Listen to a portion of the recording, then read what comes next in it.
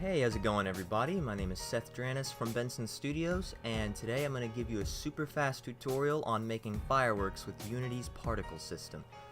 Real quick though, first thing you'll want to do is create a sparkle texture in Photoshop, save it out as a PNG, go ahead and create two default materials and call them firework and trail. Make sure you change the shader on both of these materials to particles additive, and go ahead and apply the sparkle texture onto the firework material, and we'll come back to these later. Go ahead and drop in a particle system. Now, everything related to the fireworks aesthetics, from color to size to rotation, are for the most part up to you. I'll be showing you what I use, but I heavily suggest that you experiment with it some on your own as well. The main thing you'll be doing when making particle effects is almost always adjusting, testing, adjusting, testing. I'll highlight all the changes you'll want to make from the default particle. The start speed and gravity especially are going to get you the shooting arc path that you're looking for. And also go ahead and bump up the max particles, as 1000 is usually just a little bit too low, especially once we start adding more on top of that. Start color won't really matter here in a bit. Change the rate over time and emissions down to 1. Go on down here and turn on trails 2, and turn off inherit particle color.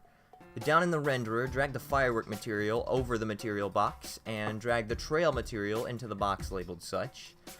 Again, mess with the color over trail as well as the width of the trail. Setting the trail to a descending curve will have it trail off, and set the curve peak at about 0.5.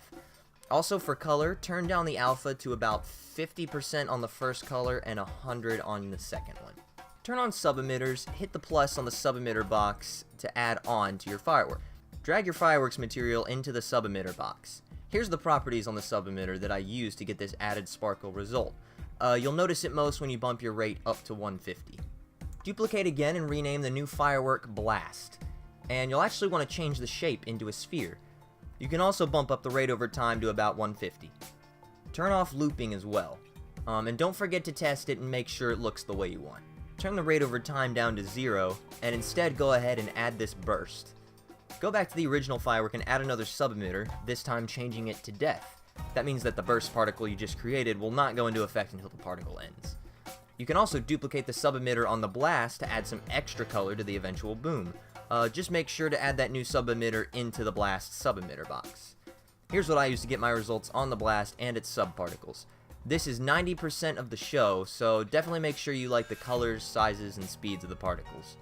And go ahead and parent the blast to the firework and drag that blast into the death sub-emitter. And there you go. You've got yourself an awesome set of fireworks. Duplicate them if you'd like, play around with them, figure out your colors of course, have a little fun with it. And above all, happy 4th of July from all of us here at Benson Studios.